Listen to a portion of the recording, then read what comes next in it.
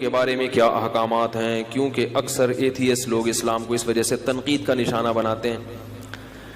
اسلام میں لونڈی کا تصور یہ ہے کہ پہلے زمانے میں جب جنگ ہوتی تھی تو جب دشمن کے مرد قتل ہو جاتے تھے تو اسلام نے عورت کو قتل کرنے سے منع کیا۔ جو عورتیں گرفتار ہو کے آئی ہیں، اب آپ کے پاس یا تو ایک آپشن ہے کہ ان سب کو کیا کر دیں، قتل کر دیں، یا ایک آپشن آپ کے پاس یہ ہے کہ ان کی شادیاں کرا کے باعزت طور پر ان کو کیا بنا دیں، مسلمانوں کی بولو بھائی بیویاں بنا دیں، یا ایک آپشن یہ کہ ان سب کو کیا کر دیں، ایسے ہی چھوڑ دیں، جاؤ بھائی آزاد ہو تم۔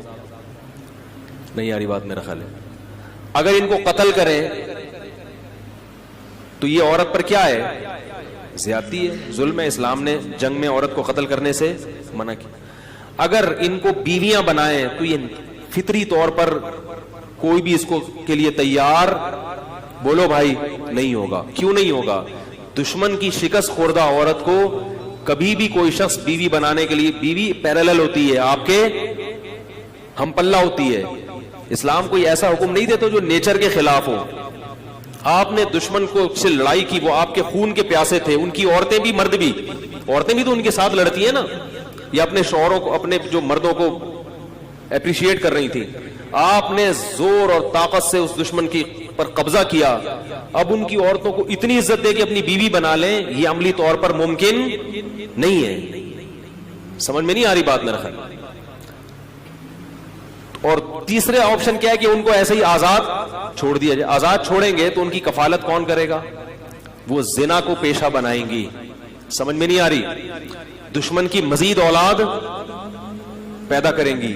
تو اسلام نے درمیان کا راستہ دیا کہ نہ تو ان کو اتنا پروٹوکول دو کہ بیوی بناؤ، بنانا چاہو تو اجازت دے دی، لازم قرار۔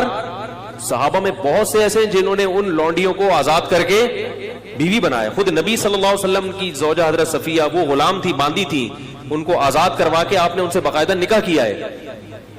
نہیں آ رہی بات میں؟ اجازت دے دی کہ بیوی بھی بنا سکتے ہو، لیکن واجب قرار نہیں دیا، کیونکہ مینٹلی اس کے لیے کوئی بھی فاتح قوم تیار نہیں ہوتی۔ تو درمیان کا راستہ دے دیا کہ ان کو باندی بنا دیا جائے۔ کیا مطلب؟ یہ تمہاری خدمت گزار ہوں گی۔ اب یہ عملی طور پر ممکن نہیں ہے کہ ایک لڑکی کو، ایک خاتون کو، عورت کو آپ کے حوالے کیا جائے، آپ کا خادم بنا دیا جائے، اور پھر یہ بھی کہہ دیا کہ سارا نان نفقہ کس کے ذمے ہے۔ یعنی ریاست نے ان عورتوں کی ذمہ داری اپنے کندھوں پہ ڈالنے کے بجائے مجاہدین پر، ارے بولتے کیوں نہیں، تقسیم کر دی۔ ریاست اپنے ذمہ اگر ان کا نان نفقہ ڈال دی تو ریاست کو ان سے کوئی فائدہ نہیں تھا۔ اور ان عورتوں میں بھی تو سیکچوئل ڈیزائرز ہوتی ہیں۔ اب دیکھو کشمیر میں جب زلزلہ آیا بالاکوٹ میں، کئی ٹرسٹ بن گئے۔ میں اس وقت چیخ رہا تھا، حالانکہ میں بہت چھوٹا تھا اس وقت عمر میں چیخ رہا تھا کہ اس وقت مہم چلاؤ، یہ عورتیں جن کے مرد قتل ہو گئے ہیں یا بیچارے شہید ہو گئے ہیں زلزلے میں، ان کی شادی کا کوئی انتظام۔ سب سے بہتر عورت کی کفالت کا طریقہ کیا ہوتا ہے؟ کسی مرد کے حوالے کر دی جائے اور اس مرد پر اس کی ذمہ داری ڈال دی جائے، اور اس مرد کے بھی مفاد اس سے وابستہ کر دیے جائیں۔ لیکن ہمارے ان چیزوں پہ کوئی بات بھی کرے تو کیا ہوتا ہے، اس کو بیوقوف سمجھتے ہیں لوگ۔ عیدی سینٹر حل تھوڑی ہے ان مسائل کا۔ تو اسلام نے یہ نہیں کہا کہ ریاست ان کی ذمہ داری اٹھائے گی۔ اسلام نے کیا کیا؟ وہ مجاہدین پر اس کو تقسیم کر دیا اور باندی بنا دیا کہ تم اس کے مالک ہو، سمجھ رہے؟ اور اس مالک ہونے کا تم کیا فائدہ اٹھاؤ گے کہ یہ تمہاری خدمت کرے گی، اور یہ کیا فائدہ اٹھائے گی کہ اس کی ساری زندگی ذمہ داری بولو بھائی نان نفقہ کس کے کندھوں پر ہے؟ تمہارے کندھوں پر۔ تو اس سے بہتر صورت ممکن، سوٹیبل کوئی صورت ہو ہی نہیں سکتی تھی۔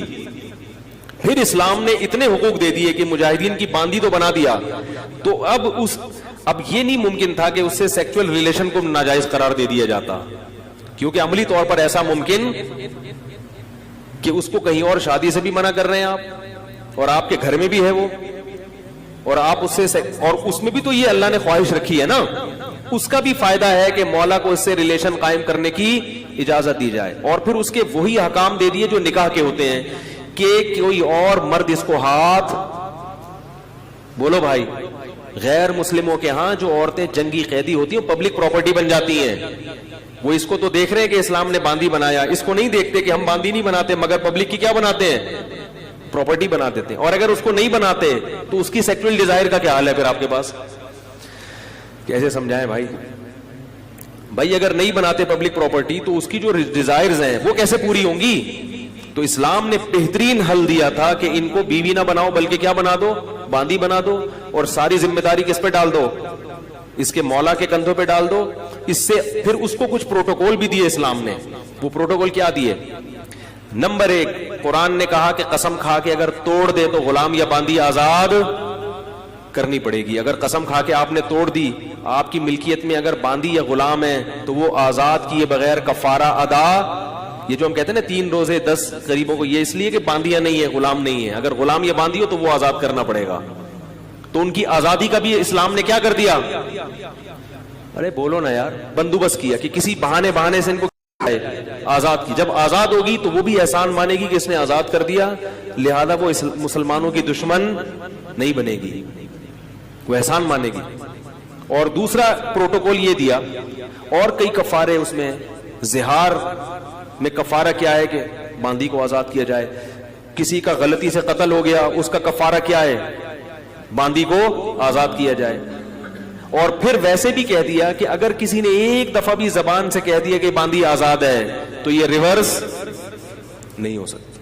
مذاق میں کہہ دیا, نبی نے فرمایا مذاق میں کسی نے کہہ دیا, غصے میں کہہ دیا, جان کر کہہ دیا, لا طلاق ولا عتاق فی اغلاق, فرمایا طلاق بھی ہو جائے گی اور غلام بھی آزاد ہو جائے گا. طلاق میں تو رکھا 3 طلاقیں ہیں, اور غلام آزاد کرنے میں 1 دفعہ. طلاق میں 1 طلاق کے بعد رجوع کا حق ہے, 2 کے بعد بھی ہے.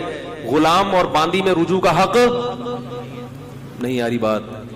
تبھی غیر مسلموں میں جنہوں نے اسلام کا وسیع مطالعہ کیا ہے وہ کہتے ہیں اسلام نے غلامی کو ختم کیا ہے, اسلام نے غلامی کو پروموٹ. اس زمانے میں سب غلام بنائے کرتے تھے. اسلام واحد مذہب ہے جس نے غلامی سے آہستہ آہستہ انسانیت کو آزاد کیا ہے. ایسے قوانین بنا دیے. اور پھر ایک پروٹوکول باندی کو یہ دیا کہ اگر مولا کی اس سے اولاد ہو گئی تو اب اس باندی کو فروخت نہیں کیا جا سکتا. مولا کے مرنے کے بعد یہ باندی, بولو بھائی, آزاد ہو جائے گی. نہیں یاری بات میرا. اگر اس سے اولاد ہو گئی آپ کے تو اب یہ باندی بالآخر آزاد ہو جائے گی. یہ پروٹوکول دے دیا اس کو. اور ایک عقد مکاتبت کی ترغیب دے دی قرآن نے کہ غلام یا باندی سے یہ عقد کیا جائے گا کہ اگر تم نے اتنے پیسے کما کے مجھے دے دیے تو تم کیا ہو, آزاد ہو. اور پھر حکم دیا مسلمانوں کو کہ جو غلام اپنے مولا کے ساتھ یہ ایگریمنٹ کر لے اس کے ساتھ کیا کرو, تعاون کرو. اس کو زکوٰۃ کا پیسہ بھی دیا جائے گا, اس کے ساتھ تعاون کیا جائے گا تاکہ یہ مولا کو اتنے پیسے دے کے اپنی کیا کرے. نہیں یاری بات میرا خیال ہے, جان چھڑائے. صحیح ہے. یہ پروٹوکول غیر مسلموں کے ہاں نہیں ہے. تو بس سرسری دیکھتے ہیں اسلام میں باندیاں بھی ہیں, لونڈیاں بھی ہیں, غلام وہ بھی ہیں. تو ہیں جن تفصیلات کے ساتھ ہیں وہ تفصیلات, اس سے اس زمانے کے شکست خوردہ قوموں کو عزت ملی ہے. پھر مسلمانوں میں جو باندیاں بڑے بڑے عہدوں پر فائز, یعنی علم کے لحاظ سے بڑے بڑے مقام پر فائز ہوئی ہیں, کیونکہ جب آپ کو پتا ہوتا ہے نا میری ہے تو پھر اس کی وجہ سے آپ کی عزت ہے. آپ کو پتا ہے یہ غلام میرا ہے, جتنا پڑھا لکھا ہوگا عزت کس کی ہوگی, میری. اس لیے مسلمانوں نے اپنے غلاموں کو پڑھایا لکھایا, تعلیم دلائی تاکہ ہماری عزت ہو معاشرے میں. بڑے بڑے محدثین غلام گزرے ہیں, سمجھ رہے ہو. نافع عبداللہ بن عمر کے غلام تھے. بخاری اور مسلم کے بہت بڑے راویوں میں سے, اسلاف میں ان کا تذکرہ ملتا ہے. بخارا اور سمرقند سے قید ہو کر آئے تھے. بخارا جب روس میں لڑائی ہوئی تھی نا, صحابہ کرام کی فوجیں گئی تھی, یہاں سے گرفتار کر کے ان کو لایا گیا. عبداللہ بن عمر کے غلام بنے اور بخاری اور مسلم کے راویوں میں سے بہت بڑے محدث, بہت بڑے حدیث کے امام. کہاں سے لائے اور کیا بن گیا. یہ ہو گیا لونڈیوں والا. آج کل لونڈیاں نہیں ہیں کہیں بھی, ہے کہیں آپ کسی ماسی واسی کو لونڈی سمجھنا شروع کر دیں. لونڈیوں کا سسٹم کیا ہو گیا. اچھا یہ بھی یاد رکھو, لونڈی سے سیکچول ریلیشن جب قائم کرنا جائز تھا کہ جب وہ اسلام قبول کر لے یا وہ عیسائی یا یہودی ہو. اگر وہ عیسائی نہیں ہے, یہودی نہیں ہے یا مسلمان نہیں ہوئی تو پھر اسے سیکچول ریلیشن کی اجازت, کیونکہ جیسے اہل کتاب سے ہی نکاح حلال ہے تو ایسے ہی باندیوں میں بھی ریلیشن صرف